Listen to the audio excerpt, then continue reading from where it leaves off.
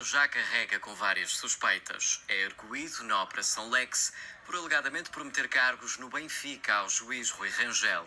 E ainda esta semana passou a fazer parte de uma nova polémica, um alegado esquema com uma empresa condenada por corrupção no Brasil, no âmbito da Operação Lava Jato. Vamos ao comentário e à análise com José Gomes Ferreira. José Gomes, boa noite. Vamos começar por um comentário sobre aquilo que ouvimos há pouco do Primeiro-Ministro. Não tem nada a ver com a vida política dele. Tem. Ele está a tentar que não tenha, mas tem e tem muito. Como é que é possível um Primeiro-Ministro, que foi ele que aprovou a venda do novo banco com um mecanismo de capital contingente, traduzindo para português, um mecanismo que garante que esse banco pode ir ao Fundo de Resolução, buscar dinheiro do Estado para se capitalizar, foi António Costa quem deu o seu ok, a sua luz verde a este mecanismo, e o seu Ministro das Finanças, Mário Centeno, na altura, e agora vem dizer que não tem nada a ver. Ele é a mesma pessoa.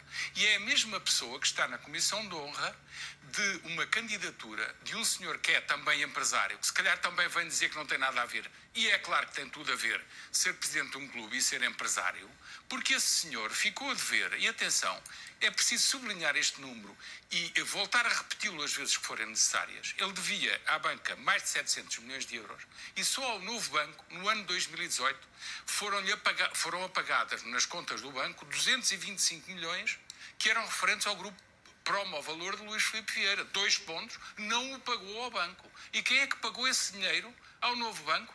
Foste tu e eu. Fomos todos nós portugueses. É incrível. Este assunto é muito mais grave, mas 200 vezes mais grave do que aquela história dos deputados e dos secretários de Estado que foram convidados para o futebol e receberam um bilhete para ir ao futebol. Sim, mas não tem nada a ver. Isto é de uma gravidade. Absolutamente. Portanto, achas que isto é muito mais grave do que a questão dos bilhetes? Muito mais grave. Um presidente. Mas na realidade são nomes que estão numa lista. Isso é diferente de estar a fazer campanha ativa. Não estamos a dizer que quando dás um nome para uma lista, quando qualquer um de nós dá um nome para uma lista, associa-se à causa. Então o primeiro-ministro deste país, que arranjou uma guerra enorme, pública pelo menos, não sabemos se aquilo era fachada. Se calhar era. Mas publicamente deu uma descasca, por assim dizer, em bom português, no seu Ministro das Finanças da altura, dizendo que ele não tinha nada que ter pago os 800 milhões ao novo banco através do Fundo de Resolução, ainda no início deste verão, e é o mesmo Primeiro-Ministro que aparece na comissão de candidatura de um banco que teve que pagar 225 milhões das suas contas porque o grupo Promovalor de Luís Filipe Vieira não lhe pagou. Mas que é isto? E pergunto eu também. O Fundo de Resolução é participado pelo Estado. Quem representa o Estado no Poder Executivo é António Costa.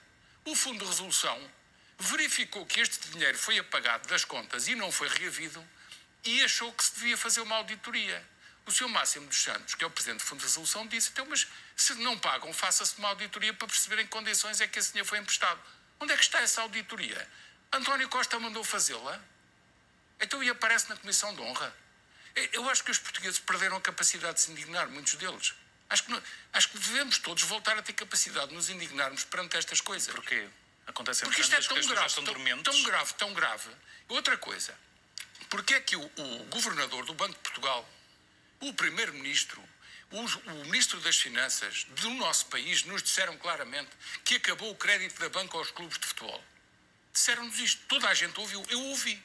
Então agora sabemos que há poucos dias o Benfica, que não consegue levantar mais obrigações ao mercado, porque ninguém agora vai subscrever um empréstimo obrigacionista e tem que rolar o empréstimo que lá tem, precisou de 48 milhões e de repente sabe-se que apareceu com uma linha de crédito do novo banco ativada para ter 28 milhões do novo banco para pagar aos subscritores das suas obrigações.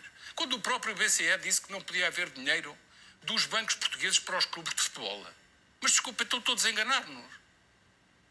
Desculpa a expressão, anda a gozar connosco, não há outra expressão. Isto não é admissível. Perante a gravidade daquilo que estás a dizer, e recordando o caso dos bilhetes para o futebol oferecidos pela Galp a ex-governantes. Os governantes acabaram por sair. Que consequências é que devia existir neste caso Fernando para António Rocha Costa Andrade e acabou por sair e é uma pessoa que eu faço questão de convidar muitas vezes para as minhas conversas em estúdio. Desta semana. Porque é um técnico competente, é um homem competente e honesto.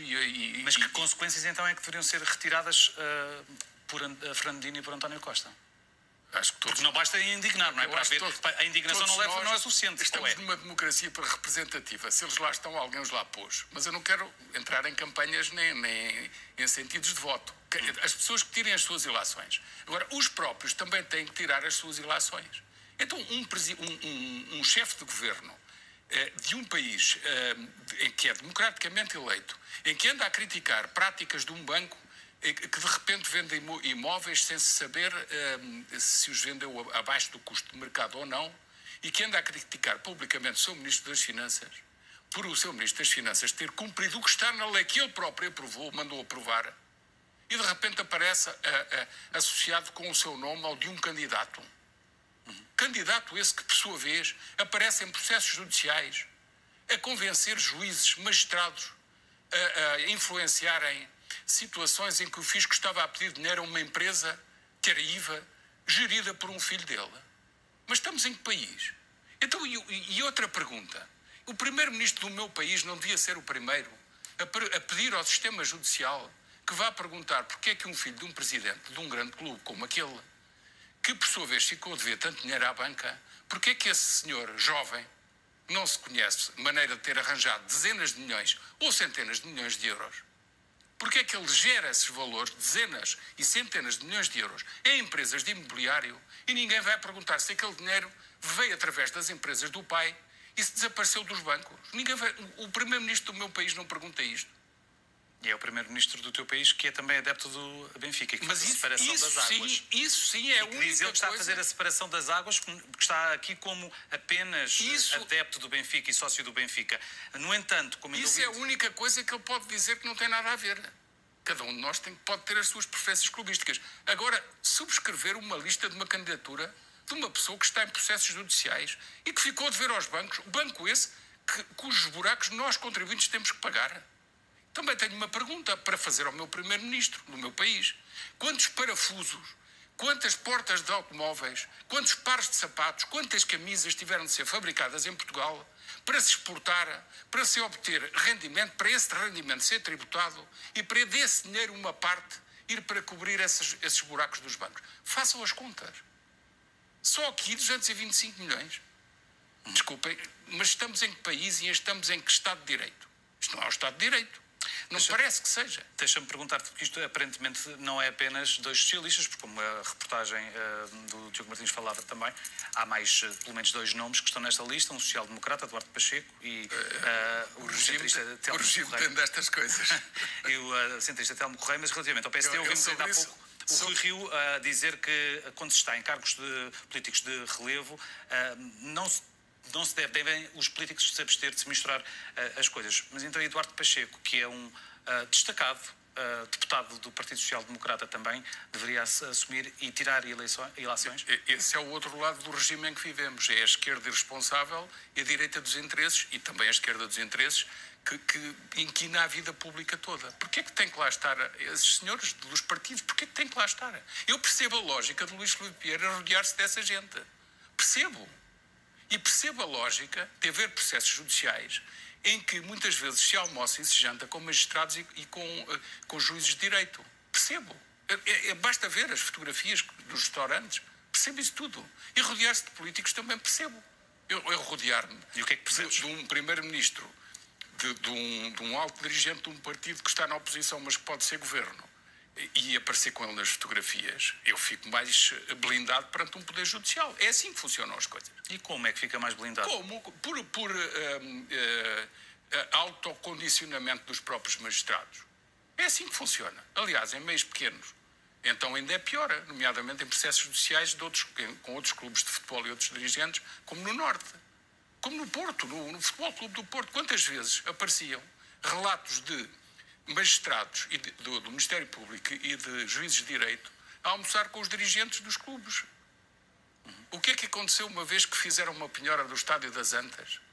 É que depois apareceu. É que isto demonstra o regime em que vivemos. A história é muito rápida de se contar. Foi-me contada por um ex-diretor-geral dos impostos. Havia um senhor, na altura, Ministro das Finanças, que mandou penhorar o estádio e o diretor-geral agiu em conformidade. E deu a ordem ao diretor distrital de Finanças. O diretor distrital de Finanças, que era da simpatia do clube, o que é que ele fez? Quis ridicularizar a penhora. E então mandou escrever no auto, penhor-se a retrete. Para quê? Para passar a informação cá para fora, os jornalistas dizerem essa frase e a penhora ser alvo de uma chacota geral. O presidente desse clube, nessa noite desse dia, dizia assim: acham isto bem, uma retrete penhorada? E depois dizia assim: eu vou rescindir a garantia bancária. Eu em casa ri-me à gargalhada. Ele é que ia rescindir uma garantia bancária de um pagamento de uma dívida que já tinha transitado entre o banco e o fisco e ele já não a tinha sequer na sua mão. Só para fazer número perante os seus associados e perante o país. É assim que funciona o regime. Só quem não quer perceber estas coisas e se deixa embalar pelas canções destes senhores, pronto, inscreve-se nas listas das comissões de honra para as candidaturas. E depois é o que é. Depois não é a mesma pessoa. Não é um primeiro-ministro e não é um adepto do clube de futebol. São duas pessoas completamente diferentes.